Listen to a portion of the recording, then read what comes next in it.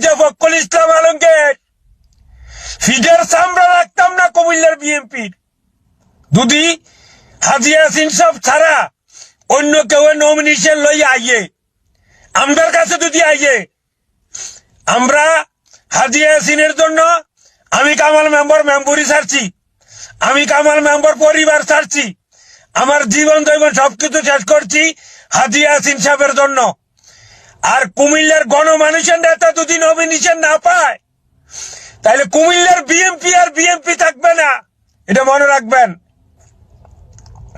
আমি মির্জা ফখরুল ইসলাম সাহেবকে অনুরোধ করব, আমি জনাব তারেক রহমান সাহেবকে অনুরোধ করব, কুমিল্লা যদি হাজি ইয়াসিন সাহেব নমিনেশন না পায় কুমিল্লার মাটি যখন যদি রাখতাম না আমরা প্রয়োজনে দল বিএনপি থেকে ত্যাগ করিয়া প্রয়োজনে আমরা জামাত ইসলাম করবো, দরকার প্রয়োজনে বিএনপির জন্য দেশ ছাড়ছি, আবার আওয়ামী লীগের জন্য দেশে নামবো। আমরা কারোর 2 টাকা খাইয়া আমরা কারোর রাজনীতি করি নাই।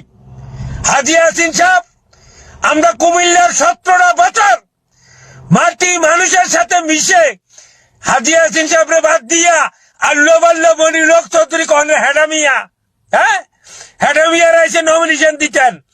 আমি ডিক্লেয়ার দিয়ে বললাম কুমিল্লায় আমার কেন্দ্রের ভিতরে কিভাবে মনির হক সাহেব ঢুকে এটা আমি দেখবো, এটা আমি কামাল মেম্বার দেখবো।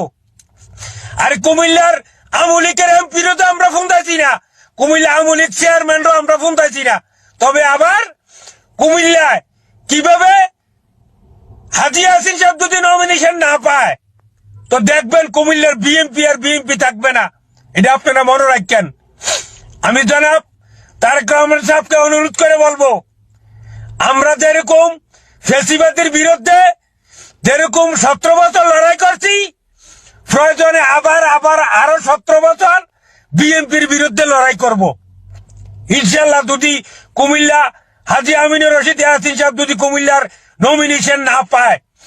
আর যারা মির্জা ফখরুল ইসলাম সাহেব আপনি যার প্রেসক্রিপশনে মনির হক চৌধুরীর নাম বলছেন, আপনাকে আমরা সাবধান করে দিতে চাই, কুমিল্লার মাটি ও মানুষের নেতা হাজি আমিনুর রশিদ ইয়াসিন সাহেব 17 বছর আমাদের পরিবার হইতে আমাদের সবকিছু দেখশন করার পরে আপনারা কুমিল্লা আইনে একটা সুনামিয়া তৈরিয়া আইনে দিয়ে দিবেন।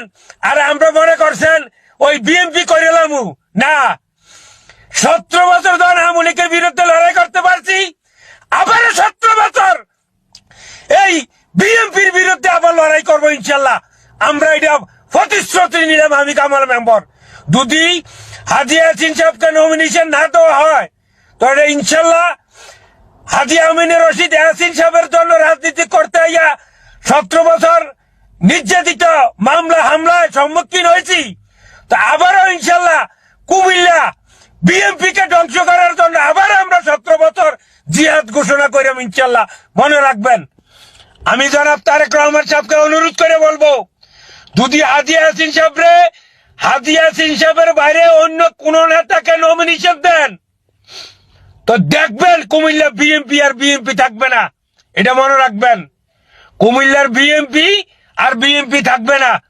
আমি কিছুদিন আগে বারবার লাইভে বলতাম যে হাজি ইয়াসিন সাহেবের বিরুদ্ধে এবং উচ্চে বলে ষড়যন্ত্র করতে আছে, তো আজকে আমার কথা প্রমাণ পাইছেন না? আজকে আমার কথা প্রমাণ।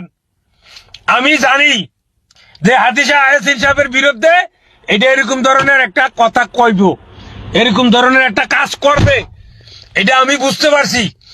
আমার কুমিল্লাবাসীর কাছে আমার অনুরোধ থাকবে, হাজি ইয়াসিন সাহেবের যারা নমিনেশন ছাড়া যারা আসবে প্রয়োজনে আমরা যে কোনো জন 17 বছর লড়াই করে বাচ্চা থাকতে পারছি, তো মনে করেন ধরেন আবার 17 বছর লড়াই করে